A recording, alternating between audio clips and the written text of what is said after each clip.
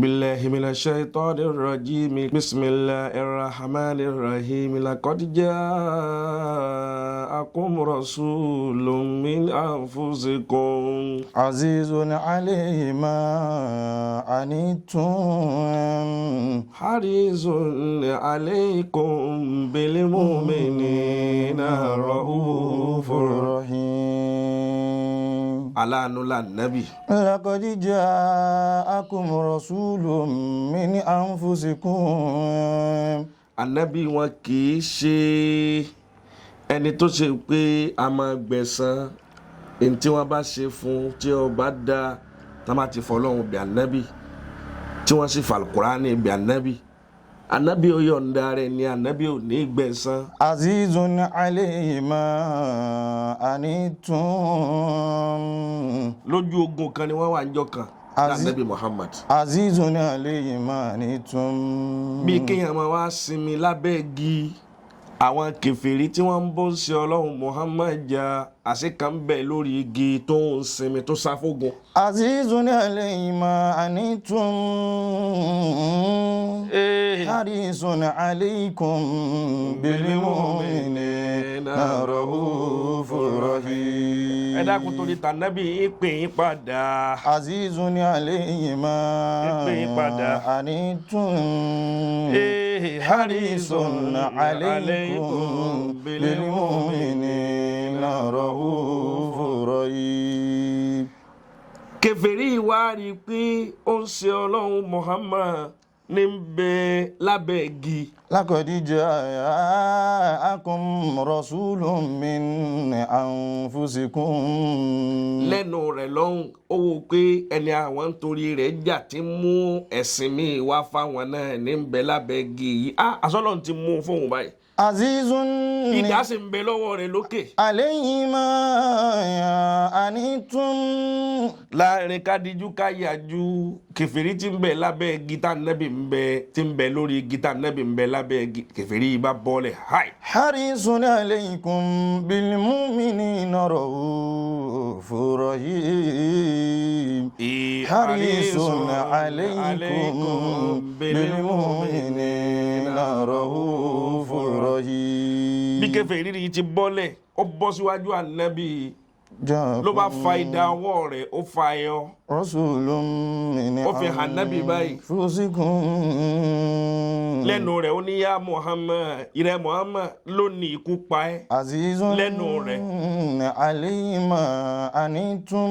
lẹ́nu rẹ̀ lóhùn ó ní ikú pa nábì. Azizun alayhi ó ní yá Muhammadu máa yẹ múnàwúkà àní talẹ́ni tí ó là ọ́ kú níbi ìdààmú yìí kí n má fi parí ànábì. Azizun alayhi ma anitum. Lẹ́ẹ̀kan náà ó ń ṣe ńlá Muhammad wọn ṣe yè méjì wọn ní Allah wọ́n pe ọlọ́run lẹ́ẹ̀kan náà. Harisun alaykum bil mu'minina raufur rahim. Nígbà ànábì dákọ̀ ọlọ́run lẹ́ẹ̀kan náà sọlọ́run ló bẹ ànábì níṣẹ́ ọlọ́run náà níṣẹ́ ń bẹ pẹ̀lú ń ṣe ọlọ́run. Bá ànábì ti dákọ̀ pé Allah báyìí idà bá bọ́lẹ̀ lọ́wọ́ arákùnrin yìí idà bọ́lẹ̀ ilé ànábì náà bá mú idà. Harisun alaykum.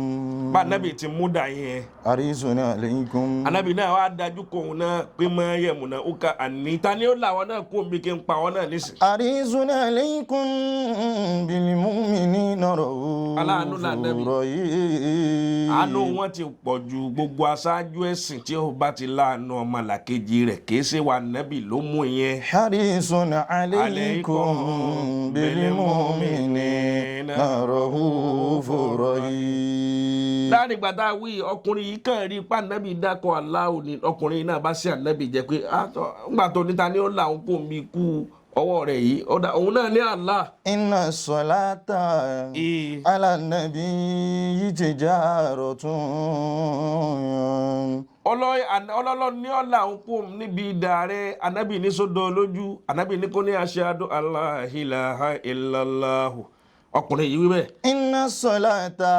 Ànábì wí bẹ́ẹ̀ ọkùnrin yìí wí tẹ̀lé Ànábì. Inna salata.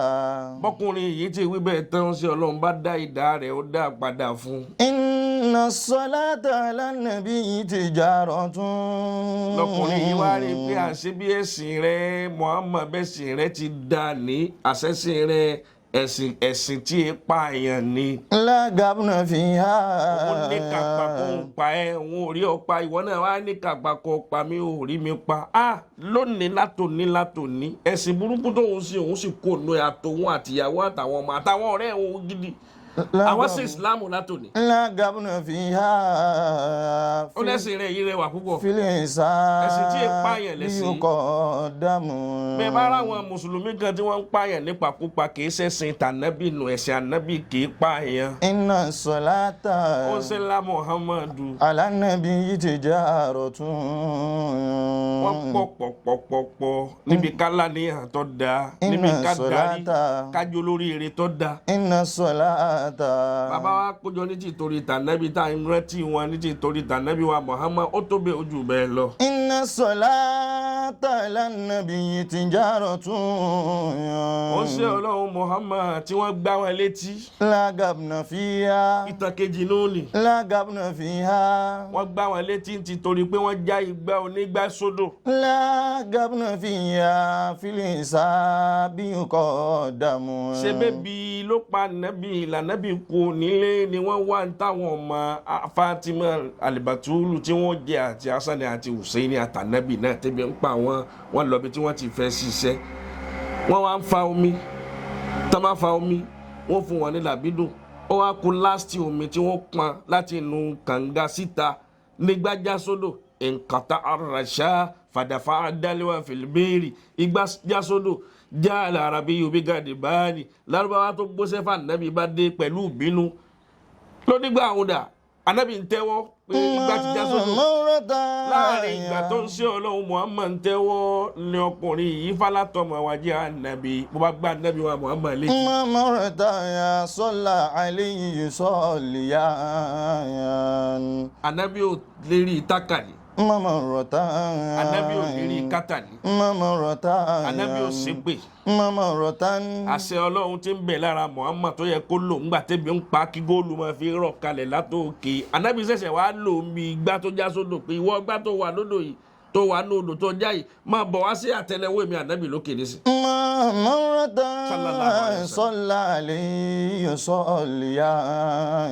ní lárúbáwá yìí ṣẹ̀ṣẹ̀ wá rí i pé àázà nàbí yóò hakún lẹ́yìn ìgbà tí ànábì gbé igbá fún un padà ànábì gbígbá fún ọ̀gá rẹ̀ tó bẹ̀ wọ́n ń ṣe with full respect bá ànábì ti gbégbá fún un padà tá ànábì lọ tán ló wá pa ànábì lòún gbá létí o Inna salata. ló wá gé ọwọ́ tó gbá ànábì létí yẹn Inna salata ya. wọ́n padà wá júwe ilé ànábì fún Inna salata. bó délé ànábì ní ìrẹ́ ọ̀gá mi ta ló ṣe ọwọ́ yín báyìí Ala nabi ànábì ò tún foró yanró tijaratun. ànábì kì í foró yanró gbogbo ẹni tí máa ń sọ pé wọn máa foró yanró wọn padà tí ó náà bọ̀nù oró kanjọ́ kan náà ni. Inna salata ala nabi tijaratun. ànábì wa Muhammad bá wa ní ọwọ́ rẹ̀ gbólórúkú tó gé ó ń dà ó lóun ní Inna salata. ó lè ní ànábì tó bá yẹ pé lóòótọ́ ànábì ọlọ́run tọ́lọ́run ránṣẹ́ gidigidi ọ́ bá ń jẹ́ kọ́wọ́ yóò so pọ̀. Inna salata ala nabi tijaratun.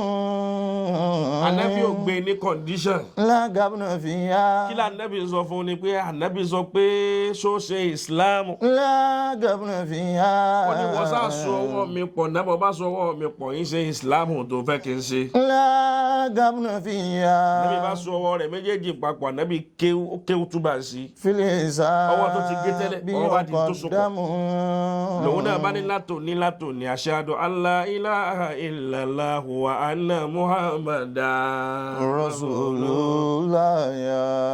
bàbá náà ń kójọ ní ti torí tànábì ó déyàn mélòó tó ti ara rẹ̀ wọnú Islam. Mamuratan. tàbá náà ń kójọ torí tànábì jẹ́bà nábì ti gbégbèsè ìgbésí ayé wọn ni wọ́n ń ṣe lélẹ̀. Mamuratan. ànábì ìbàtẹ̀yàn jẹ́ Mamuratan. ànábì sọ̀rọ̀ ẹ̀yìn Mamuratan. ànábì èsè jàmbá ànábì èsè mùnáfìkì Salla alayhi gbogbo wà téèyàn máa wá láyé soliyan. gbogbo wà téèyàn máa wá láyé innaka la'ala Khuluqun khuluqin azim. gbogbo wa tó dáa jù láyé látara ànábì lẹ́ẹ̀tì máa rí. مرة صلى عليه يصليا. gbogbo ẹni tẹ bá rí tí ń pera rẹ̀ lálẹ́ òun ànábì tí ọba máa kọ́ wa ànábì tí rọ́bà ti pọ̀ jù tí jàǹbá bá ti pọ̀ jù kí sọmọlẹ́yìn ànábì ọmọlẹ́yìn ṣètánì ni. عشرا عليه له ثم يسلم. صل يا ربنا وسلم على ما الله الله وللخالق رحمة وشفاه الله الله صل يا ربنا وسلم على من وللخالق رحمة وشفاء. الله الله اللهم صل على محمد. الله اللهم صل على محمد. يا واسع الإحسان صل على محمد. اللهم صل على محمد. يا رسول الله النبي محمد. رسول الله النبي محمد. يا طه النبي محمد. رسول الله النبي محمد. رسول الله النبي